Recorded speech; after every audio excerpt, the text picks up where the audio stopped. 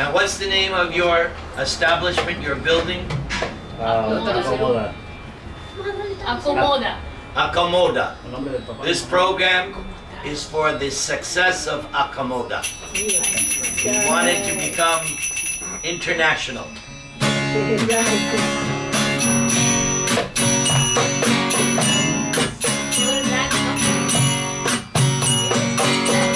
Sri Krishna Chaitanya Prabhu Nityananda Sri Advaita Gadadhar Sri Vasati Gaur Bhaktavrinda Shri Krishna Chaitanya Prabhu Nityananda Shri Advaita Gadadhar Shri Vasati Gaur Bhaktavrinda. We begin our chanting with this mantra, which is called the Panchatattva Mahamantra. 5 truths in one. Lord Chaitanya is Krishna. Lord Nityananda is Balaram. Advaita Acharya is Mahavishnu. Gadadhar is an expansion of Srimati Radharani. And Srivas Thakur is the incarnation of Narada Muni. These 5 personalities empower us to chant the names of God without offense. And if we can chant without offense, then we will feel ecstasy. Nitai Gauranga, Nitai Gauranga, Nitai Gauranga, Nitai Gauranga, Nitai Gauranga, Nitai Gauranga, Nitai Gauranga, Nitai Gauranga, Nitai Gauranga, Gaura Hari. Nitai Gauranga, Gaura Hari, Gaura Hari, Gaura Hari. Gaura Hari, Gaura Hari, Nitai Gauranga, Gaura Hari. Nitai Gauranga, Gaura Hari. In the Vedas, all sacrifices, yajnas, are meant to satisfy ultimately Lord Vishnu. Therefore, he is known as Yajna Ishwar or Yajneshwar. And in this age of Kali, Lord Narayan has appeared as the Sankirtan Yajna Ishwar. And his name is Gaura Hari. Everybody say, Gaura Hari, he's Hari. Although Hari is usually blackish, this Hari is Gaura, golden Hari. Nitai Gauranga, Nitai Gauranga, Nitai Gauranga, Nitai Gauranga, Nitai Gauranga, Gaura Hari. Nitai Gauranga, Gaura Hari. Now the sacrifice yajna for the age of Kali that was inculcated by Sri Krishna Chaitanya or Gaura Hari is known as Sankirtan, complete congregational glorification of the holy names of God. And God's names are Ananta, unlimited. And it's not restricted to the Sanskrit language. Any culture, any language which signifies the Supreme Being, that is to be chanted. Nitai Gauranga, Nitai Gauranga, Nitai Gauranga, Nitai Gauranga, Nitai Gauranga, Gaura Hari. Nitai Gauranga, Gaura Hari, Gaura Hari, Gaura Hari.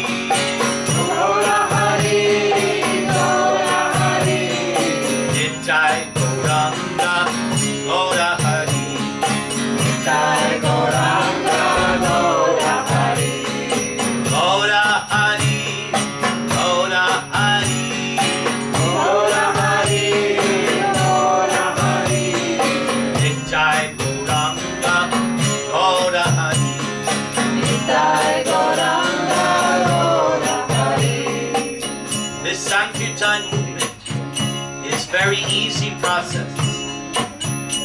In previous ages, to do a sacrifice yajna, you had to spend lots and lots and lots of money for the priests, for the paraphernalia, for the ghee. It was very costly. Only very well-to-do householders could actually do yajna. But in the age of Kali, anyone, everyone, regardless of who they are, can worship God by this simple process of hearing and chanting the holy name. Nitai Gauranga, Nitai Gauranga,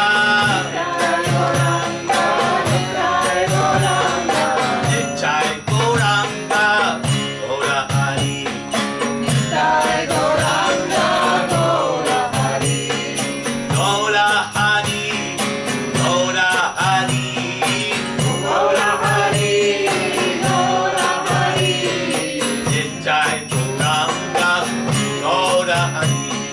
Nitai Gauranga, Gaura Hari.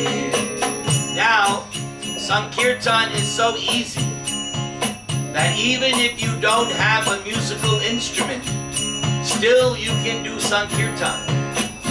If you have a mouth, if you have a tongue, if you have ears, and if you have hands, you can simply clap and chant, and you're doing Sankirtan.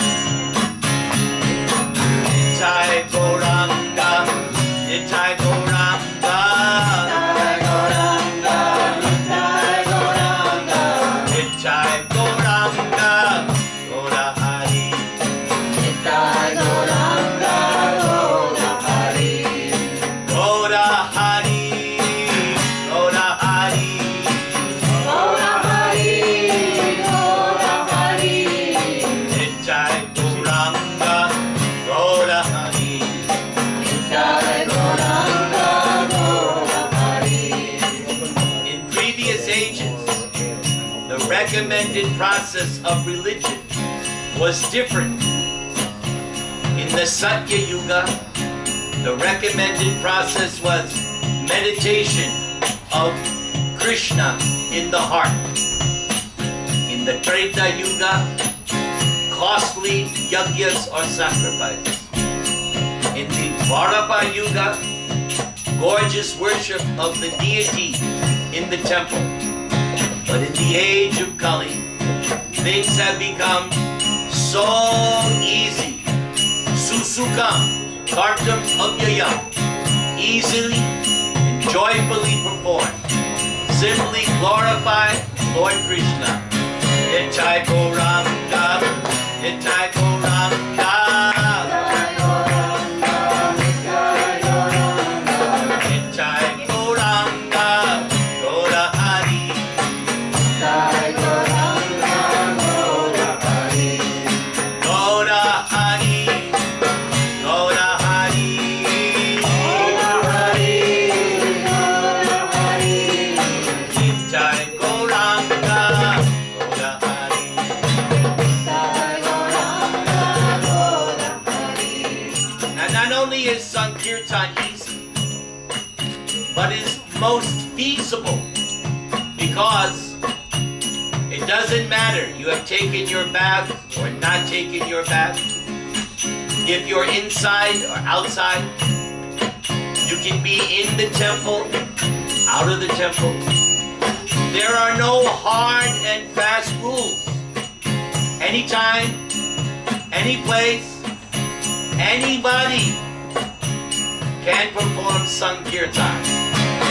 Nitai Gauranga, Nitai Gauranga, Nitai Gauranga, Nitai Gauranga, Nitai Gauranga, Gaura Hari, Nitai Gauranga, Gaura Hari, Gaura Hari, Gaura Hari, Gaura Hari, Gaura Hari, Nitai Gauranga, Gaura Hari,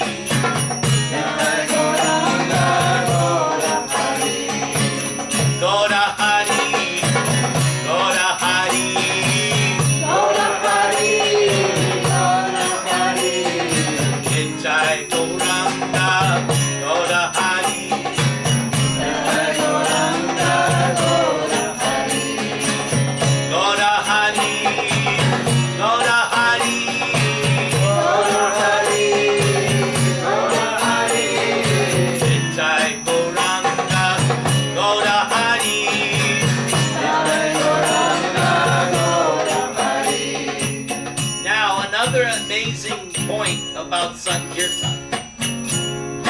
That even if you do not understand the language, even if you don't understand the meaning, you still get the benefit. Why is that? I give you a good example. The effects of a medicine, the effects of a poison, do not depend on the person's knowledge. They act irregardless. So whether you understand or not understand, as long as you come in contact with Sankirtan, the holy names of God, you get the benefit. So, Nitai Gauranga, Nitai Gauranga, Nitai Gauranga, Gaura Hari,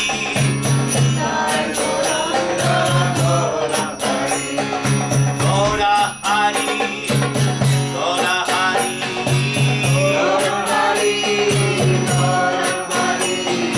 Nitai Gauranga, Gaura Hari.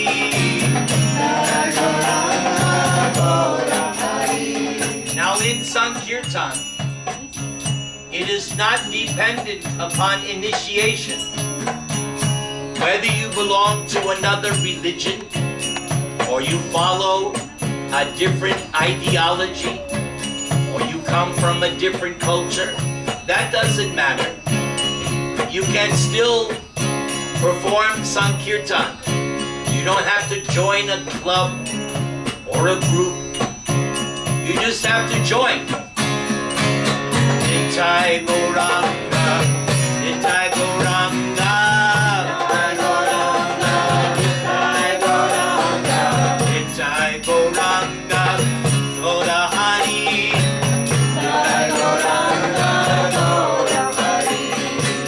Gaura Hari, Gaura Hari,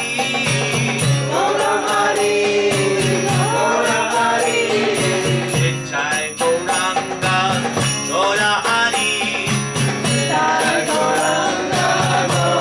Hari, Jaya Sri Krishna Chaitanya Prabhu Nityananda Sri Advaita Gadadhar Sri Vasadi Gaur Bhakta-vrinda. Jaya Sri Krishna Chaitanya Prabhu Nityananda Sri Advaita Gadadhar Sri Vasadi Gaur Bhakta-vrinda. Jaya Sri Krishna Chaitanya Prabhu Nityananda Sri Advaita Gadadhar Sri Vasadi Gaur Bhakta-vrinda. Jaya Sri Krishna Chaitanya Prabhu Nityananda Sri Advaita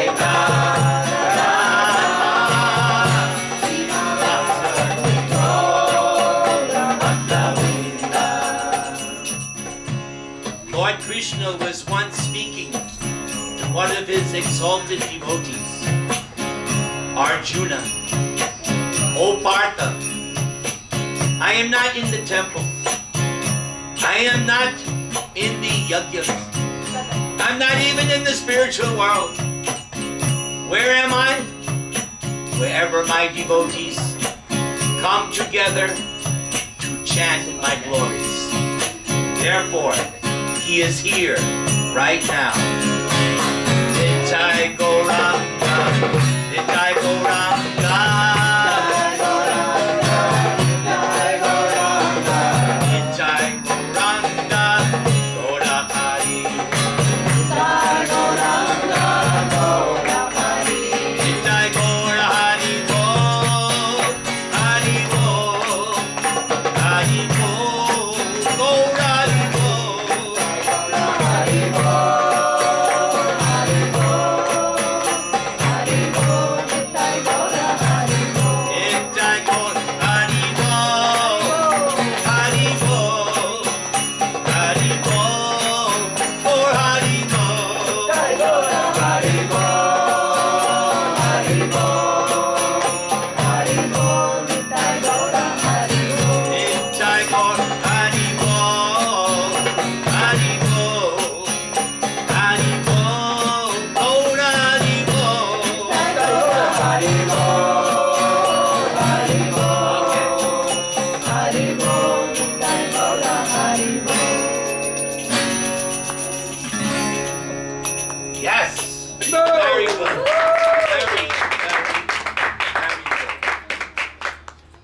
come here, I feel special. There's something about coming here that's very, very special. So, my hand is cramping up, so we'll have to do the program accordingly. So, Shri Nam Radha Devi Dasi, Yes, Gurudev. ask the first question for us tonight. You have 108 questions to stir up the conversation. Ask your first one. Okay. Most Indians, they get confused between destiny and free will. Can you please elaborate, Gurudev? Oh, I love this question. Very nice question. This question occurs in the Mahabharata, and I believe more than once. So, the idea is that human life is a mixture of both. First of all, we must understand what is destiny. Destiny means you have lived before. That's a basic understanding of every Hindu sect. All Hindu religions accept the idea that the soul is eternal and has lived previous lives. So, since the soul has lived previous lives, the soul has accumulated a karmic bank account. That karmic bank account is your destiny.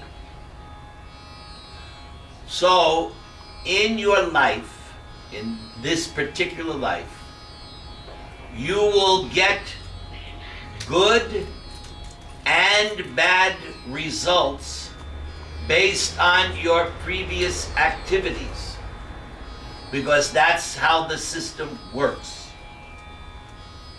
Sometimes karma is immediate, but sometimes, when I say karma, the reaction of a particular activity.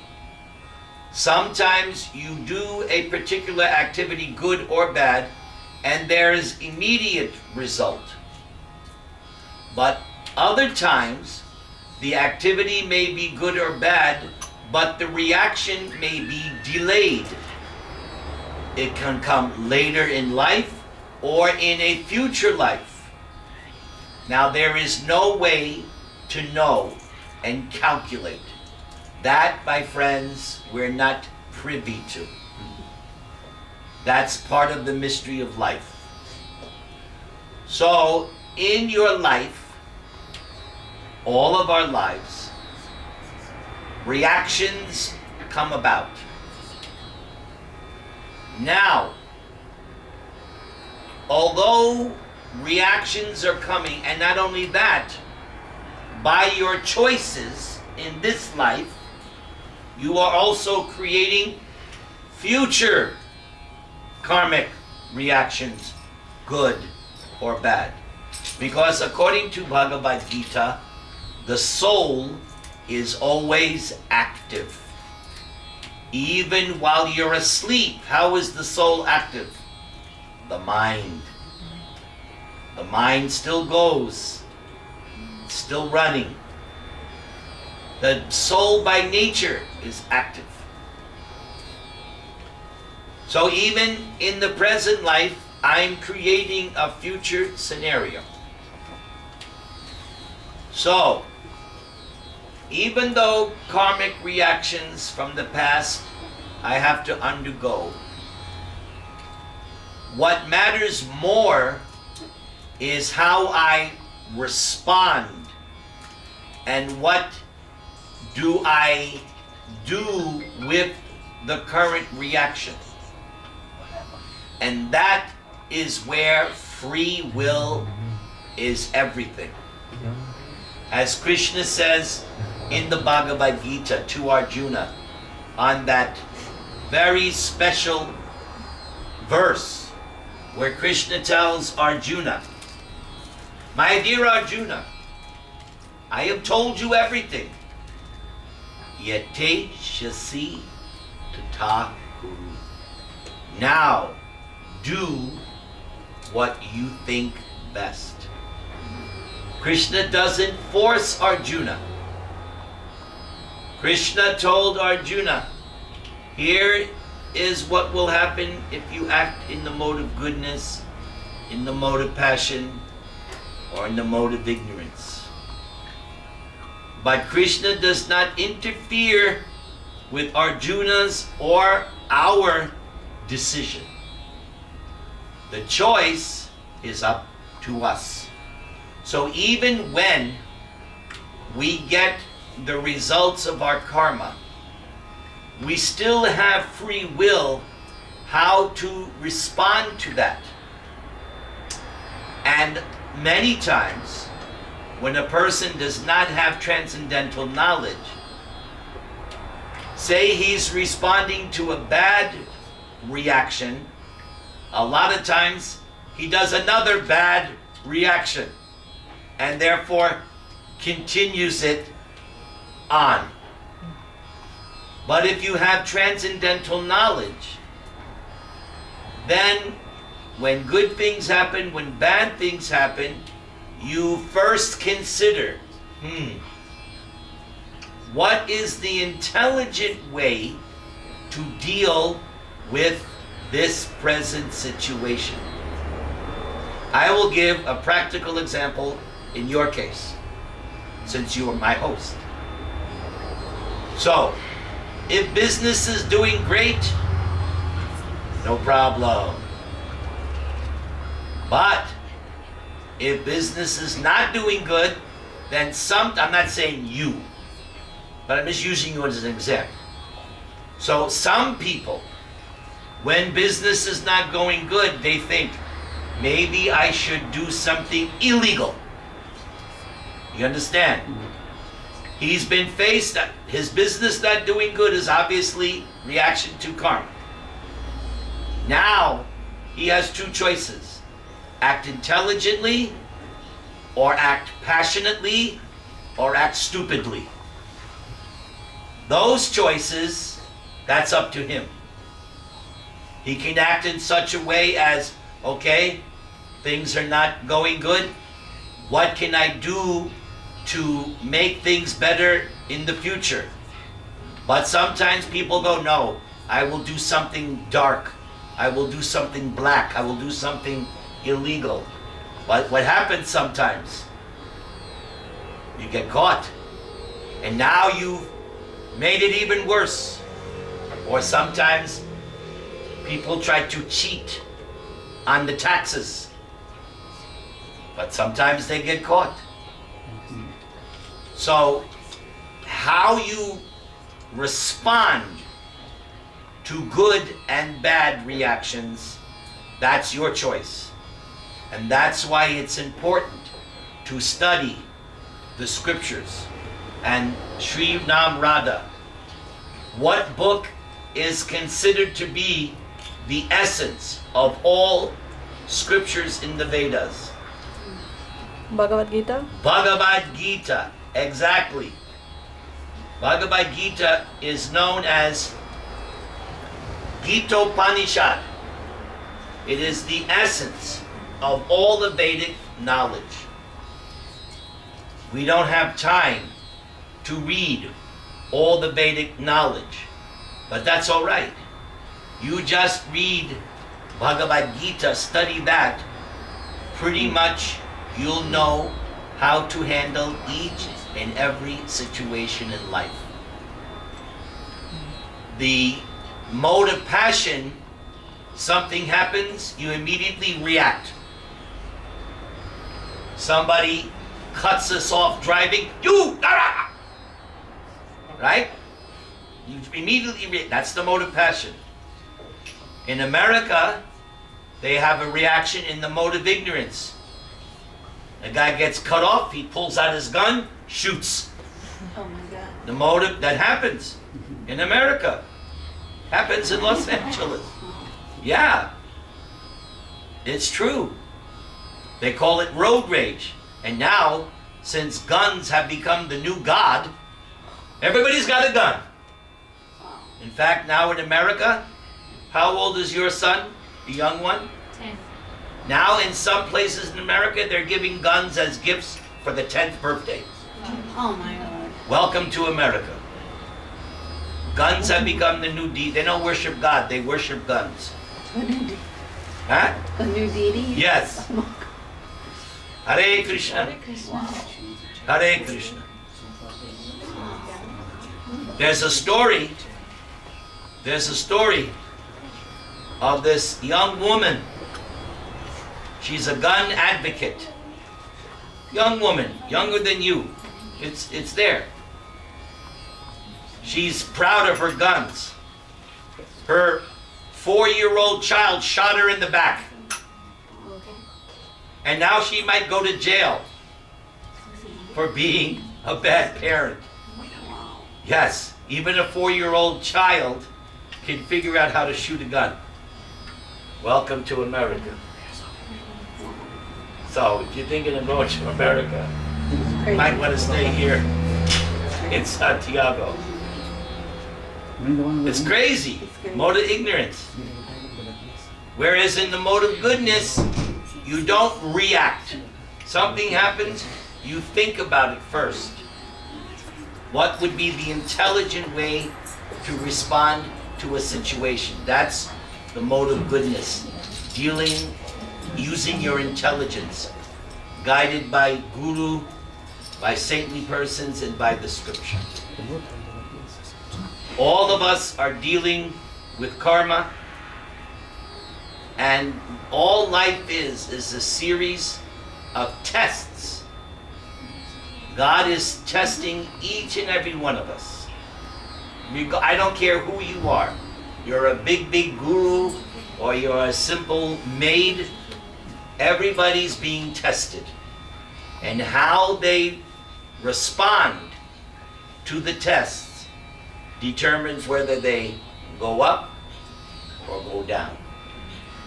But if you chant the holy name of God, you can transcend everything. That's why we emphasize, above everything else, chant the holy name of God. Everybody chant. Hare Krishna, Hare Krishna, Krishna Krishna, Hare Hare, Hare Rama, Rama Rama, Hare Hare. So since we talked about free will, we have a song about free will. It was Sakshi's, one of Sakshi's favorites. And since Sakshi's not here, no, it's okay. Since it's one of Sakshi's favorites, and she's not here, then we'll dedicate it to her. Do you need a pillow? No, everything's fine. Don't worry about me. Krishna is testing me too. This is my test. How to navigate. All right. Give me a second here. Everybody comfortable? Yes. All right. So this next song is dedicated to our lovely hosts.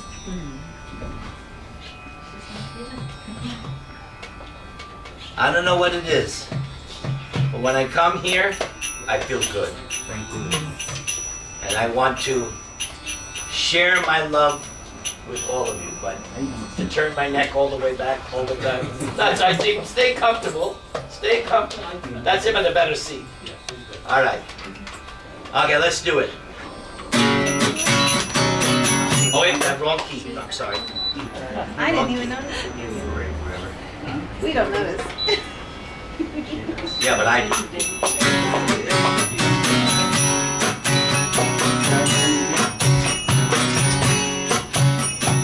Krishna spoke to Arjuna on the battlefield, where the import of the Vedas was revealed.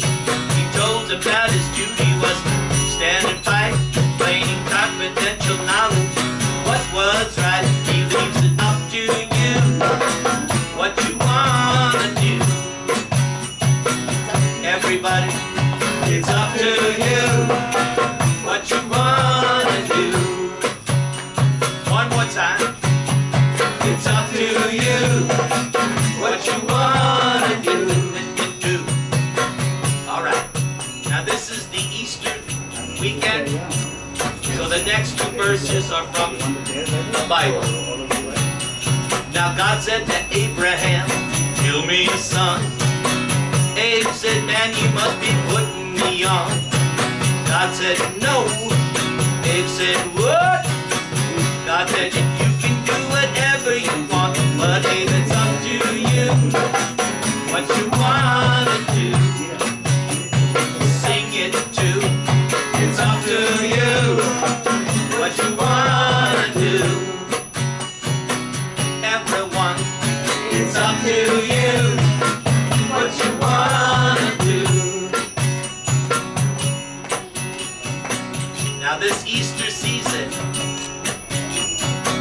before Easter, like today is Good Friday, so I remember from my Catholic days, Good Friday is the day they crucified Jesus. So this verse is about that. When Pontius Pilate stood before the crowd outside, he said, let's end this confrontation. Let the people decide between the killer Barabbas and the king of the Jews. You can set one man free, but you gotta choose, because it's up to you. What you wanna do. Sing it too. It's up to you. What you wanna do. Everyone, it's up to you. What you wanna do. Though my world seems nice, before you grab your slice, ask yourself if you can afford the price.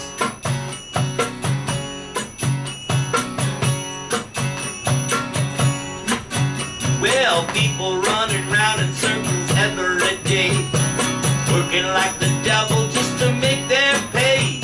Without a hesitation, they lie or steal, with no consideration about how other people feel. It's up to you, what you wanna do. Help me to. It's up to you, what you wanna do. I can't hear the ladies. Come on. It's up to you. Come on. What you wanna do. Well, nothing for nothing. We've all heard it said. Some people never get it through their head, thinking that life's just a monopoly game.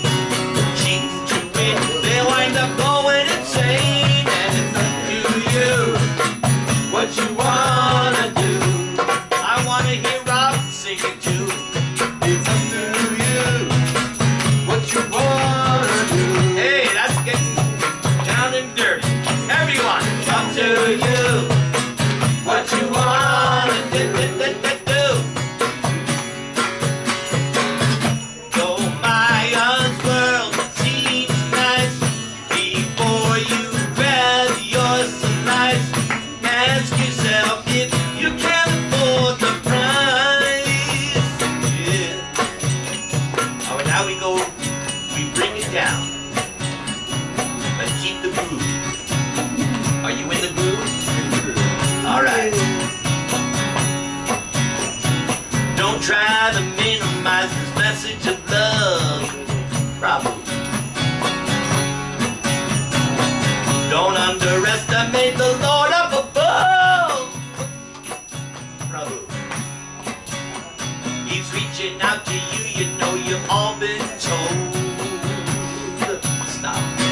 How can he help you if you won't grab hold? He leaves it up to you. What you wanna do. It's up to you.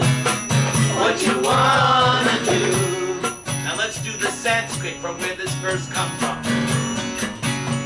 Yete shasi tatakaru. You got that? Everybody. Yete shasi tatakaru. Bhagavad Gita 18th chapter. Again. Yete shasi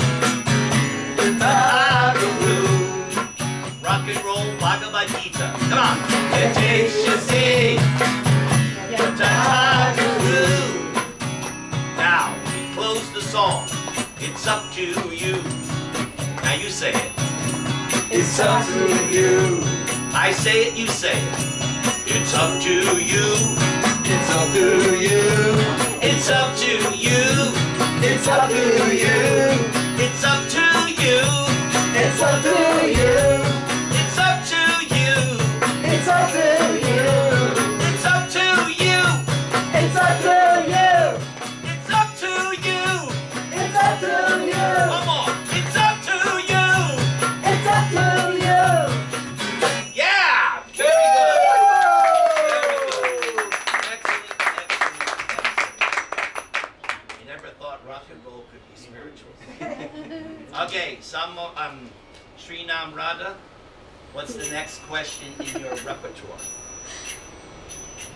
She has a whole list of questions. She's a troublemaker. Okay. If one surrenders to the Lord, does it mean that he doesn't suffer anymore? Interesting question. Now, I've been thinking about this because I knew this was going to come up sooner or later. So, surrender is not a one-time deal. There is a verse in the Srimad Bhagavatam which is describing Maharaj Parikshit. Maharaj Parikshit was saved by Krishna in the womb of his mother because after the battle of Kurukshetra, Ashvatthama wanted to destroy the last descendant of the Pandava dynasty, and he was Parikshit. His father was Abhimanyu, and his mother was Uttara. And so Ashvatthama, out of spite, sent the Brahma Astra, the most powerful weapon, to kill the child in the womb. So Uttara immediately prayed to Krishna, and her prayer is quite significant. She said to Krishna that, I don't mind if the weapon kills me, but you protect the child in my womb. So because Uttara is a great devotee of Krishna, and because the child in the womb was also a great devotee, Krishna circled Uttara's womb, because the Brahmastra is a invincible weapon, just like Indra's thunderbolt is invincible. So the Brahmastra is also invincible. So what Krishna did, when the weapon came, Krishna neutralized it. He absorbed it, because Krishna is transcendental. He's all-powerful, almighty. Krishna was able to neutralize it and absorb it. And the child in the womb saw what was happening. He saw Krishna in his four-armed form, Paramatma, was saving him from the heat of the Brahmastra, intolerable heat. That's like when you go to India, Delhi. Know what it's like in June, May, yes. It's so hot. You have to wait till 4 o'clock in the afternoon to come out. I remember the first time I went to India in 1975.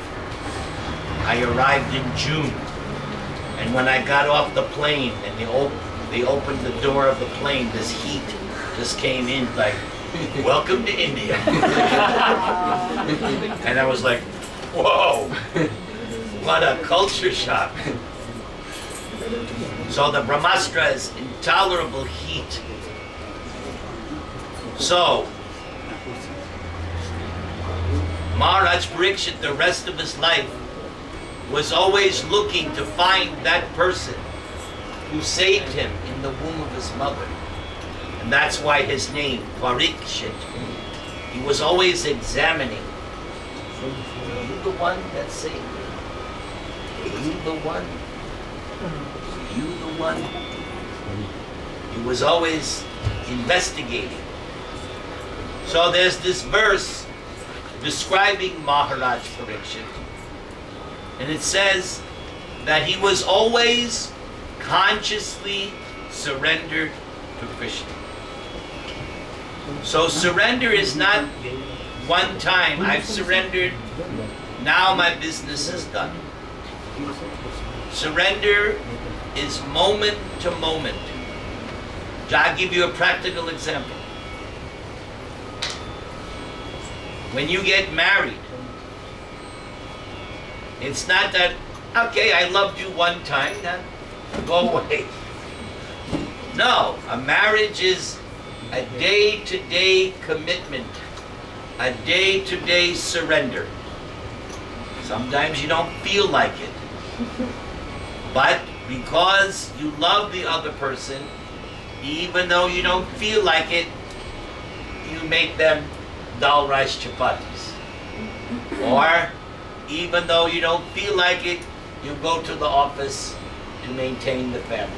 You do your duties. You do that out of love. So Parikshit was always consciously surrendering to Krishna. So now the question arises. In the case of the Pandavas, they had to tolerate so many injustices. Prahlad Maharaj had to tolerate being killed by his father, not once, not twice, not 3 times, not 4 times. In the lives of so many great devotees, they have been tried. So sometimes people, they say, well, if God is so great, why does he put his devotees into difficulty? So the answer is that by putting the devotees into difficulty, God is showing the world that just because you become my devotee doesn't mean that you're going to live a life, walk in the park, as they say. You will be tested. And Krishna, through his devotees, the devotees demonstrate that yes, I'm in this difficulty, but I'm going to stick with Krishna. I'm not going to give up Krishna's lotus feet. So that is the mark of a devotee. The mark of a surrendered devotee is that no matter what happens, no matter how the devotee is tested, the devotee sticks and remains faithful to Krishna. Let's give another example. Sita. She was kidnapped by Ravana. And Ravana kept threatening her that I'm going to give you 1 year to submit to me. And if you don't submit to me after 1 year, I will have my cooks chop you up for my breakfast. That's what Ravana, he was terrorizing Sita. And he was constantly saying things to her to break her determination. So that because Ravana could not force, he was cursed. That if he forced himself on one more woman, he would die. Because he violated the Apsara Ramba. So he was cursed. You do that again, die. Because he had raped So many women, Ravana. Nobody could do anything because he was so powerful. So Sita would have had to voluntarily go. So he tried so many ways and schemes to convince Sita to give up her chastity to Ram. So many different things. But did Sita ever submit to Rava? Never. She never gave up. She knew Ram would come and save her. So there's another verse by Lord Brahma.